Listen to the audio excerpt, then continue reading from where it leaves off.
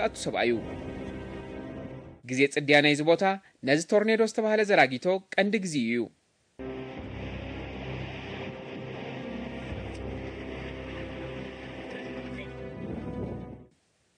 እዚ 480 ኪሎሜትር ንሰዓት ዝሕንበብ ንፋስ ቶርኔዶ ኣብ ዓመት ልዕሊ 80 ኣሜሪካውያን ይቐትልን ንዓድታት ድማ ኣብ ውሽጢ ካልኢታት ይቐልጠንን 24 ሰነ 2003 ኣብዛ ማንቸስተር ዝተባሃለት ንእሽቶ ገጠር ደቡብ ዳኮታ እዚ ሃዳን ቶርኔዶ ዝኾነ ቲም ሰመራስ ኣብ ውሽጢ ዘራጊቶ ቶርኔዶ እዩ ነይሩ እዚ ሽግር ጽውዕ ዝነበረ ዝመስል ቲም ቀንዲ ምኽንያት ደድሕሪ ዘራጊቶ መምጽኡ ንሱ ክንዲ ዝከኣሎ መጠን ብዙሕ ስነ ፍልጠታውያን መድህሰስ መሳርሒታት ኣብ ቀቅድሚ ዘራጊቶ ብምኻድ ህይወቱ ከየጥፍአ ኣብ መንገዱ ንምግዳፍ እዩ ነዚ ዝኸውን ምቹእ ኩነታት ድማ ኣብዛ ቀዲምና ዝገለጽናያ ማንቸስተር ዝተባሃለት ንእሽቶ ገጠር እዩ ኣጋጢሙ ቲም እንደቂ ጉጅልኡን ናብ ተዓቢ በርቃዊ ደመና እዮም ኣምሪሖም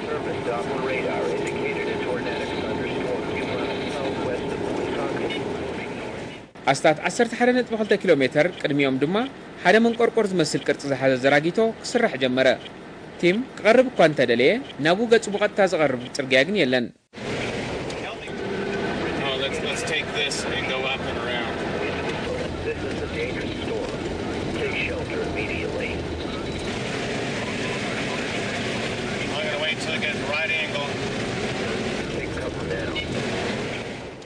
ንቑሩብ ኪሎ ሜትራት ድማ ነቲ ዘራጊቶ ቀደሞ ሕጂ ሓንቲ ፕሮብ ማለት መድህሰሲት ተቐሚጣ 5 ድማ ተሪፈን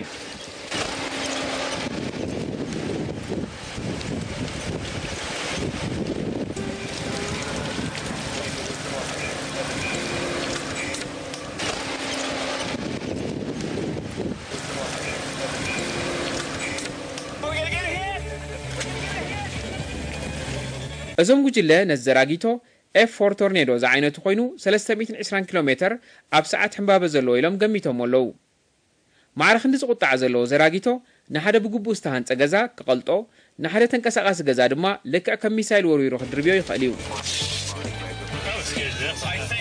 እዘን ናይ ቲም መሳርሒታት እዚ ዘራጊቶ ኣብ ርእሰን እንተደኣ መጺኡ ፍጥነት ንፋስ ጸቕጢ ናይ ጠፈርን ካልእ ሓበሬታን ክዕቅናሉ እየን ምስ ዘራጊቶ ኣጓያይ ምጽዋት ግን ኣዝዩ ሓደገኛ እዩ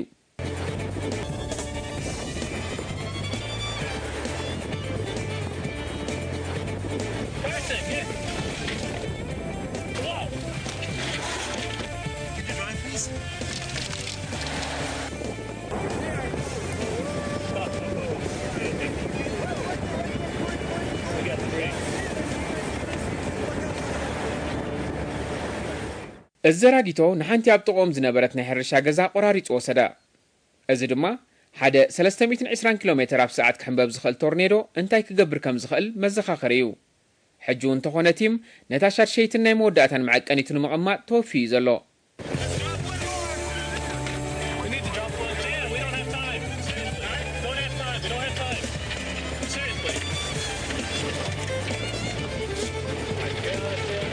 He was saying that, but I was thinking something else. I was already out of the car. I grabbed the probe, I put it on the ground, I jumped in, I deployed in 5 to 7 seconds. نزا معك أنيت إن غمتوجن حندبت الزراجيتو نابوم قد صغنعان. It's coming back on the road. Coming right at us too. We gotta put it on. زراجيتو تات ب110 كيلومتر في ساعة زمحنان يوم زشكر كرو. أزن عزو وزلناجن ميتيار تراي كابوم رحقون أزي قلطفونيو. أنتركيبوم دما ماكينوم لكعتاني كهمزل على العلو كدر بيايو. كوينوجن شحوكا دارغار كيبوم تنبرة أمود أتاجن أنفتو بمغيارو نساتهم دما بسلام كهاد مخالو.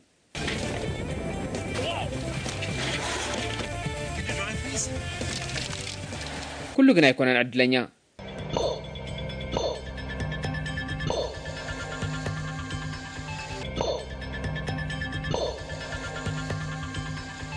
تيم نزل مسارحتاتو أكيبو زنبرن حبريتام سأكبت رايو معرخن دين أبكب دزي موتوم رجوت كجبرو زخل زنبرة فترة قريبهم كم زنبرو أرجعيتو. This is absolutely amazing. From the time I turned it on to maximum pressure, 82 seconds. Oh my gosh. 82 seconds. This is all you have. That's all we have. تيمن جوجلون كابت زراجيتو بسمانين كلتن كاليتات كابتن السكور روز خلنا جراد ما بهم موتات رايم عمليت حدا جزيجن مهدام يلن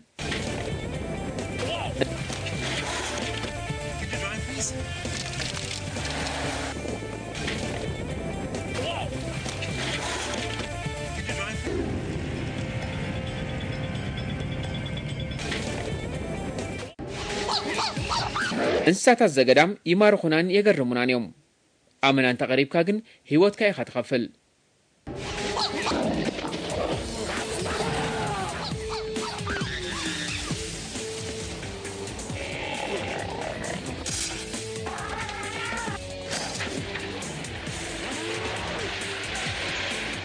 እቶም ኣዝዮም ዝበለጹ ሰኣልቲ ነቶም ክፋል ስራሖም ዝኾኑ እንስሳታት ዘገዳም ፈሪሆም ክሃድሙ ይክእሉን እዮም ኣብ ዝቐታሊ ቐልስ ዝብል ዝርዝር ካብቲ ፈጺምኩም ክደፍርዎ ዘይትኽእሉ ቅርበት ንላዕሊ ኣብ ናይ ሞት ዞባ ዝቐረቡ ሰራሕቲ ፊልም ታሪኻት ኢና ክንርኢ እዞም ሰባት እዚኦም ዕድሎም ክርእዩ ምስ ብዓይኖም ዘይርእይዎም እንስሳታት ከይተረፍዮም ዝገጥሙ ካብ መፍርሒ ፊልምታት ምስ ዝወፁ ዝመስሉ ግን ናይ ብሓቂ ገባብል መሬትን ፍጡራት መዓሙቕን እዮም ዝገጥሙ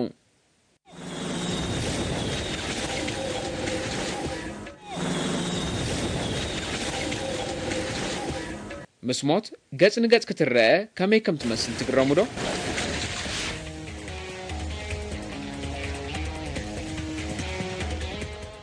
هلكيت تفطرو نسألت فترات زقدام وحسنة هيبنيو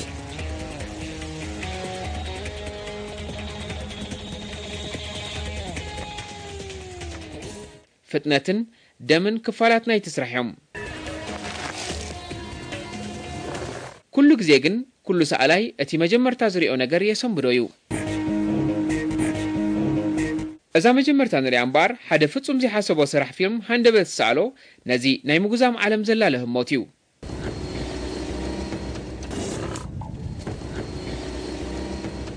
كيم أبرخاتا تافيكا يا عبيو نسو نزي تشاكان حقنت هادا ناين تهدانن أتبيغو يزفلطو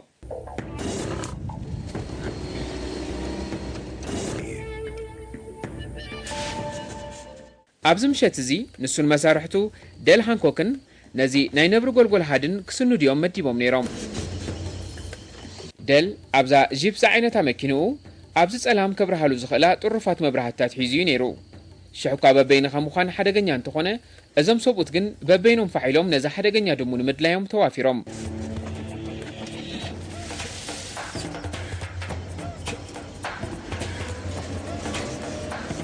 If you're not prepared to put up with what nature throws at you, you probably shouldn't be out here. كيم والتر نزي زدليو انسسا كرخبوت رايو زحسب نيرو يخون برلوم مشت نبر غولغوت راي كونن نهادن وفيرو زلو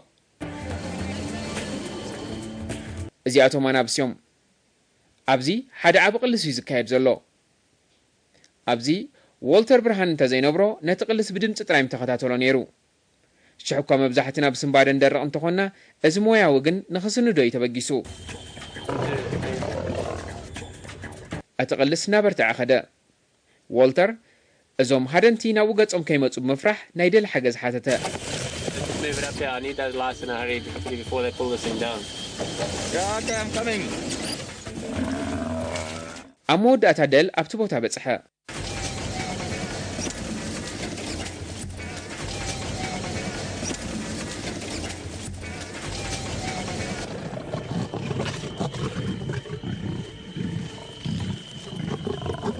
There's 8 mile lines there. إذا خابناي والتر جيب قرب متروتات رح يقوز كايد زنبر قلس أمونغو شمون تنابسن حدا عبم مات زعبه مفلس نيرو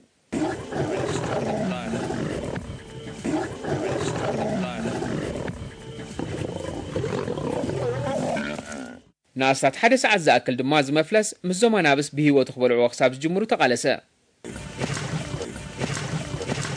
أمو داتاغن زوما نابس نزنوغو عراويت أودي أم كسادو خبتات خو جمرو أزي توري ناي غبن شوهاتيو والتر دما نزي كل سندو أزي سبعي مبار أبتغازوم حدقنياتات هادنت بمقرابيو نزي أقرامني هادن هموت سندو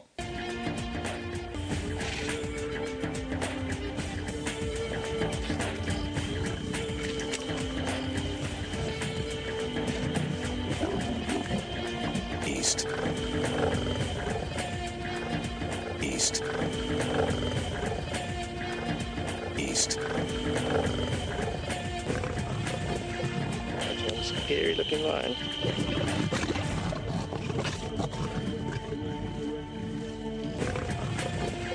That's one scary looking line.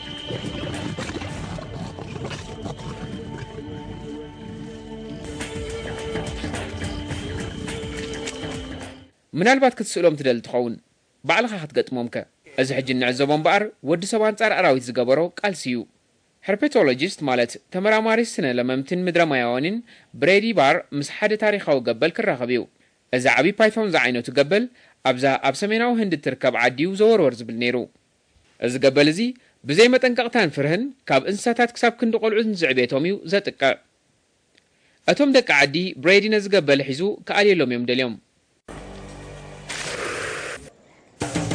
ብሬዲ ኣቐዲሙ ምስ ኣዝዮም ጨካናት እንስሳታት ገጢሙ ይፈለጥ እዩ ይኹን እምበር ኩሉ ግዜ ላዕለዋይ ኢድ ሒዙ ዝወፅእ ሎሚ ግን ምናልባት መዳርግቱ ይረክብ ይኸውን This may be the biggest one we've ever captured.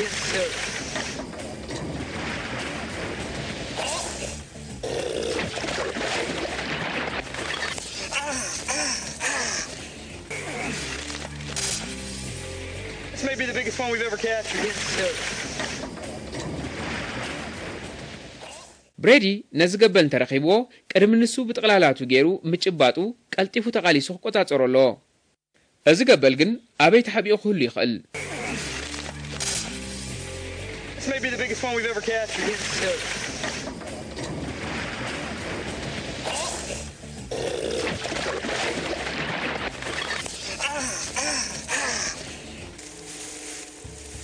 እዚ ገበል ንብሬዲ ተሓቢኡ ጸኒሑ እንተጥቂዕዎ በተን 4 ነዋሕትን ንውሽጢ ገጸን ዝጥምታን ዓቃቢቶታቱ ብምንካስ ደሙ ናብ ልቡ ገጹ መኻድ ክሳብ ዘቋርጽ ድማ ክጭብጦ ይኽእል እዩ ብሬዲ ተባዕ እዩ ደንቆሮ ግን ኣይኮነን በዚ ንሱ ንጄሪ ማርቲን ዝተባህለ ዓርኪዩ ንሓገዝ ጸዊዕዎ It's gigantic. It's bigger. No.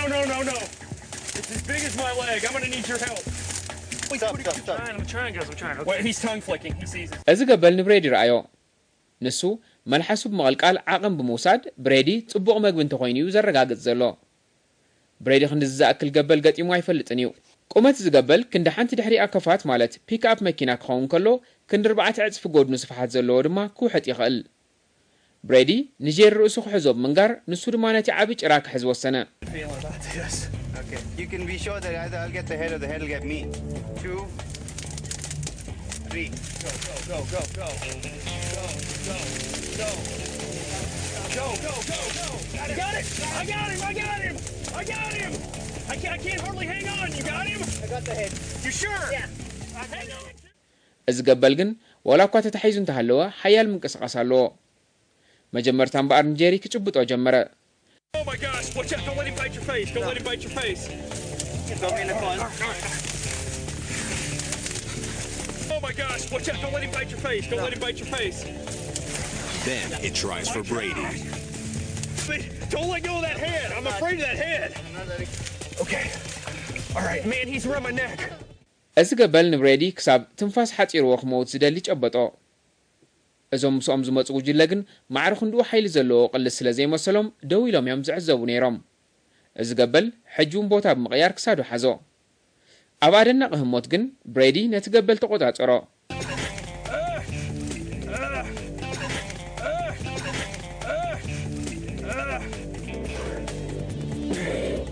ካብ ዝቑሩብ ደቃይቕ እንተዝቕፅሉ ግን ብሬዲ ብህይወት ኣይመሃለዎን Ever seen? I know. Oh, I found him, baby. You laugh now. ዝተባህለት ጓል ኣንስተይቲ ኣካላት ኣዋጋዕ ዕዳጋ ብምእታው መንከስቲ ሻርክያ ፈቲና That's what they teeth do when they get on it. That's the noise you hear. እዛ ፊልም ሰራሒት ጓል ኣንስተይቲ ኣካላታ ነዚ ኣብ ገማግም ካሊፎርኒያ ዘሎ ሻርክያ መግቢ ክኸውን ወፍያ እቲ ምኽንያት ነቲ ኣብ ኣካላታ ዘሎ ካብ ሓፂን ዝተሰርሐ ክዳን ድልዳሊኡን ምፍታን እዩ ክብደቱን ታሕቲ ገጹ ክስሕባ እዩ እንተ ደኣ ሰሪሑ ግን ካብ ሓያል መንከስቲ ሻርክ ክከላኸለላ እዩ ምስ ገለ ሪጋታት ከም ላማ ዝብልሖ ማስናንን ምስ ከም ሓደ ሓፂናዊ ማዕጾ ዝምሕያሉ ምንጋጋን እዚ ሰማያዊ ሻርክ ሓደ ካብቶም ንወዲ ሰብ ደይመደይ ኢሎም ዘጥቅዑ ዓሌታት ሻርክ እዩ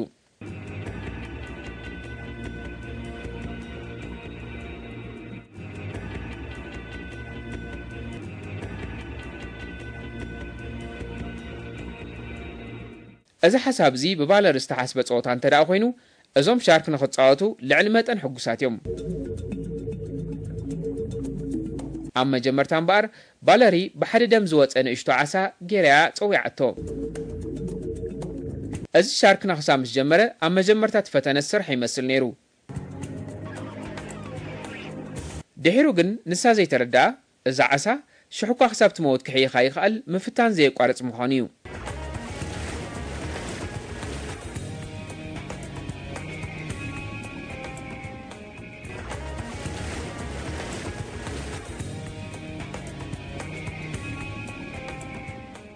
ባለሪ በቲ ሓደ ወገን ብመንጋጋ ሻርክ ትመናናዕ እንከላ በቲ ሓደ ወገን ድማ እዚ ናይ ሓፂን ክዳን ንታሕቲ ገጹ ክስሕባ ጀመረ ኣብ መወዳእታ ሻርክ ነቲ ሓፂናዊ ክዳን ቀዲዱ ብምእላይ ከም ብሓድሽ ክፍትን ተመልሰ ኣብዚ ግዜ እዚ ግን ባለሪ ሃዲማን ላዕል ገጻ ወፀት ደቂ ጉጅለኣ ድማ ላዕል ሰሓብዋ እዚ ኣብ ሓፂር ግዜ ክትርስዖ ዘይትኽእል ስሕተት እዩ እዚ ናይ ባለሪ ናይ ቀረባ ምትሓዝ ግን ክንዲ ዝድሕርና ንሪኦ ሓደገኛነት የብሉን He got the glove off, but he continued. He wouldn't let go. I don't know how that The thing that happened was, he got the glove off somehow. He just ripped it off, and this naked hand was in his mouth. So I put that hand in, so that he couldn't crunch down on it. I did it just like that, but you can see why he got the thumb. It was sticking up. Oh boy. Well, the only way you learn these things, isn't it? Is by trial and error. Yeah. That was an error.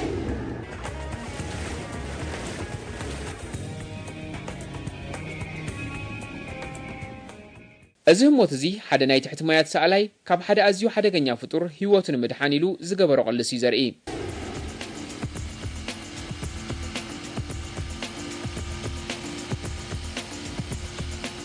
ሓደ ጉጅለ ተመራመርቲ ናይ ናሽናል ጂኦግራፊ ሓንቲ ምህዞኣዊት መሳርሒት ንምፍታን ኣብ ማያት ሜክሲኮ እዮም ኣትዮም እዞም ስነ ፍልጠታውያን ህይወት ሻርክ ቀሪቦም ንምርኣይ ሓንቲ ብርሑቕ ክትቆፃፀራ ትኽእል ክሩተር ካም እትበሃል ካሜራ ኣብ ኣካላት ሻርክ ከልግብዋ ደለዩ እዛ ካሜራ ኣብ ኣካላቱ እንተደኣ ለጊባ እዚ ሻርክ ናብ ርኡ በዓሉ ደኣ እምበር ብኻልእ ኣይሰኣልን እዩ ነዛ ካሜራ ንምግጣም ግን ምዚ ናይ ቅትለት ባህረት ዘለዎ ፍጡር ክትቃለስ ኣለካ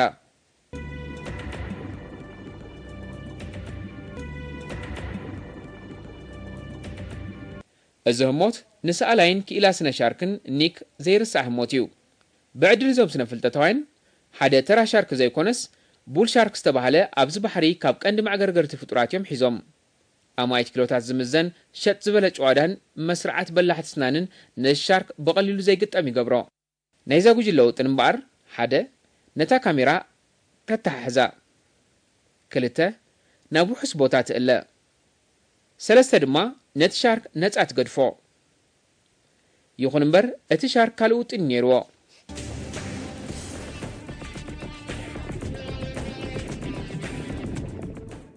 እናሰኣለ እቲ ሻርክ ንፀጋም ተዓፅፈ እቶም ሒዞሞ ዝነበሩ ኣግማድ ስለ ዝተኣልዩ ድማ እቲ ሻርክ ነፃ ኾነ ዝተረፉ ኣባላታ ጉጅለ ካድሙ ከለዉ ኒክ ግን ምስ ኣልዩ ቀፂሉ ንሱ እቲ ሻርክ እንተደኣ ዘይተፃቢእካዮ ከምዚ የጥቃዕ ተኣማሚን እዩ ነይሩ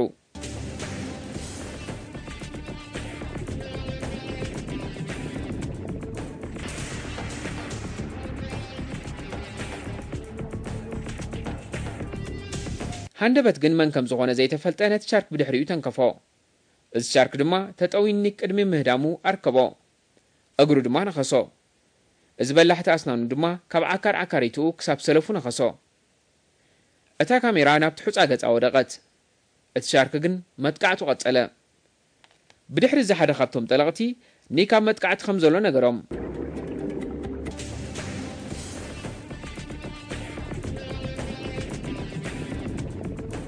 እቲ ጉጅለ ነዚ ክፈልጥ ከሎ እዚ ኒክ ሒዝዎ ዝነበረ ሻርክ ድማ ንላዕሊ ገጹ ደፍኦ እቲ ዝገርም ግን ኒክ ብህይወቱ ይጸኒሑ ኣብዚ ገለ ካብቶም ጉጅለ ነቲ ሻርክ ክሕዝዎ ከለዉ ገለ ድማ ኒክ ከኣልይዎ ፈተኑ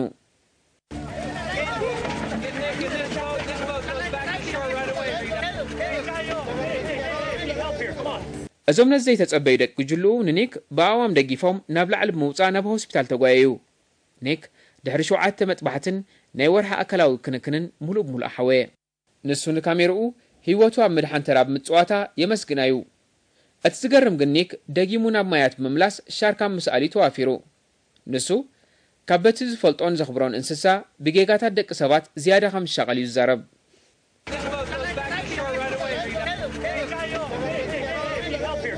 نقعزو سخون عامتون تجمير له مقعات زمفره فطور مستيرات معامو موصا مستيرات حلوف مقلع مسجزي زطفئ هبوب قص مركاب حجم بقر نام مدهساس ناي ناشنال جيوغرافي عدنا نقط دهساسات كنوسدكم هنا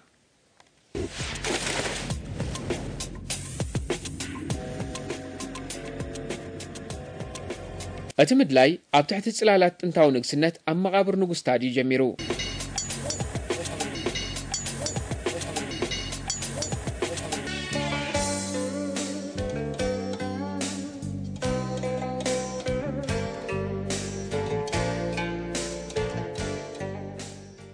انتاويت قبسي مدر فرعوناتن حرماتن قدما شحات عامتات ازنك سنات زي ماكل سلطاني نيرو مسغزيغن ازنك سنات نعنو مسكده مستيراتو طفئه سنت انتچك اب كبابي حرم غيزا ازيو ادنق زخونه دهساس كايديوم استات ميت ጫማን تحت ገጹ ዛአቶ ተخفيتو ዘይፈልጥ ሬሳዩ እዚ ቦታ ንኸደስሶ ዘብህግን አዚ ፈታኒ ነው ገለሰባት ግን መፋት ዝ መቃብር በማሚፊኬሽን ዝተገንዘሬሳ መርገም ከምጽ ይኽእል ኢሎም ዝሐስቡ ዶክተር ዛሂ ዳይሬክተር ናይ ግብፃውያን حرماتيو ንሱ በዝልዕለ ተፈጥሮአዊ ነገራት ዝፈራህ አይኮነን ዝኾነ ኮይኑ ግን እዛብ ዝተቀቢሩ ዘሎ በጻሕት ዝደሊ ይመስልን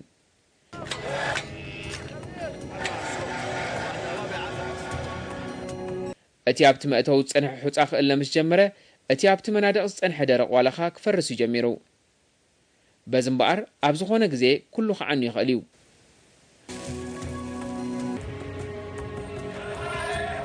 ኣብዚ ናይ ኣጋጣሚ እዞም ኣቐዲሞም መርገም ናይዚ መቓብር ኣፍርሂቦም ዝነበሩ ሰራሕተኛታት እናኸፈትዎን ከለዉ መብራህቲ ውልዕ ጥፍእ ክብል ምስ ጀመረ ገሊኦም ካሃድምዮም ጀሚሮም ዶክተር ዛሄ ግን ደው ከብሎ ይደለየን ኣብዚ እንታይ ከም ዘሎ መን ይፈልጥ ነቲ ሬሳ ሓደ ዓብነ እምኒ ቅርጻዩ ሸፊንዎ ጸኒሑ ፍሉይነት እቲ መቓብር ንኣስታት 2500 ዓመታት ዝኣክል ከይተኸፍተ ጸንሐ ሕቱም ብምንባር እዩ ብዘይካዚ እዚ ሬሳ ብዕንቁ ዝተሰርሐ መሸፈኒ ዝጸንሖ እዩ ነይሩ ብተወሳኺ መናድቕ እቲ መቓብር እውን ንህይወት እዚ ሬሳ ብዝገልጹ ሃይሮግሊፍ ማለት ጽሑፍ ጥንታውያን ግብፃውያን ዝመልአ እዩ እዚ ናይዞም ሚዛንታታት ኣዝዩ ንእሽቶ ክፋል ናይቲ ዝፍለጥ ታሪክ ግብፂ እዩ ዝነግር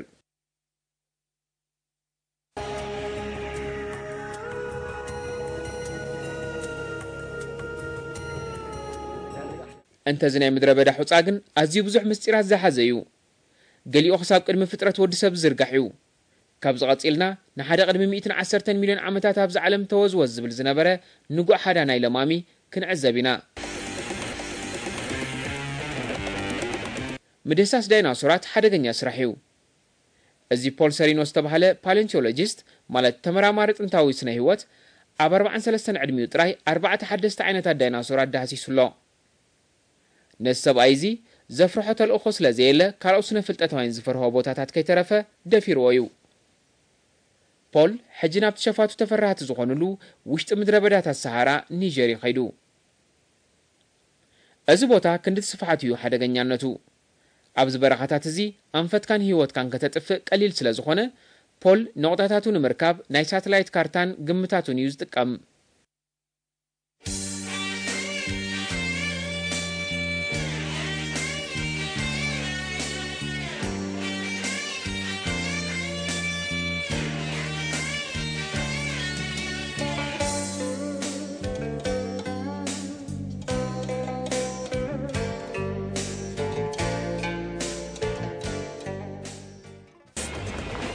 About a third of the way, there really is no pathway. It's to each his own. The desert erases anybody else's tracks. Without roads, Paul uses satellite mapping and gut instinct to find promising sites. እቲ ንፖልን ደቂ ጉጅሉ ዝጽበዮም ስራሕ ግን ነዚ ናይ ምምጻእ ጸገም ቀሊል ይምሲልዎ እዚ ጉጅለ ፖል ን14 መዓልታት ኣብ ዘቃጽል ምድረ በዳ ክሰርሕ እዩ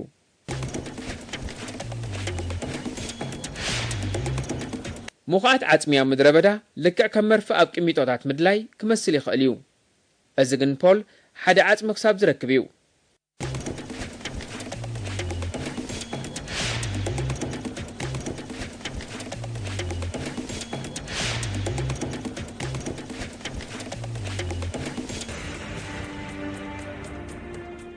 ንሱ እዚ ክንድቁመት ሰብኣይ ዝኸውን ዓጽሚ ርእሲ ካብ ኩሎምቶም ቅድሚ ሕጂ ዝረኸቦም ዝዓበየ ምዃኑ እዩ ዝነግር እዚ ፖል ዝረኸቦ ዓጽሚ ብመሰረት ስነ ፍልጠታውያን እቲ ዓርሞሻዊ ኣባሓጎ ናይዞም ሎሚ ሓራግጽ ዝኾኑ ዳይናሶር እዩ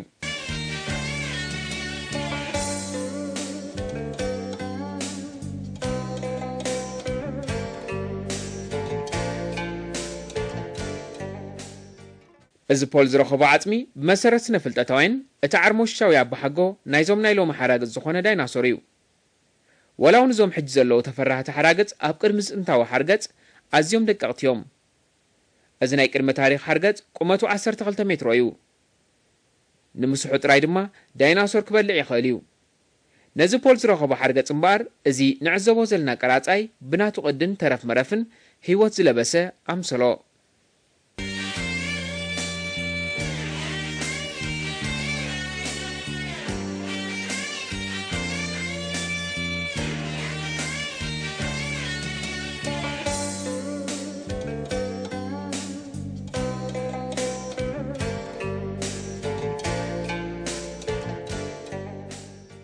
زي خبركم تكتاتلتنا نلوم زدالنا مدى بانوراما زي تكتاتلو تصنحكم نيرو زي ما تسمون بخال استحسوا مغات سالتان حدش المدبات كساب نرخب سلام كنا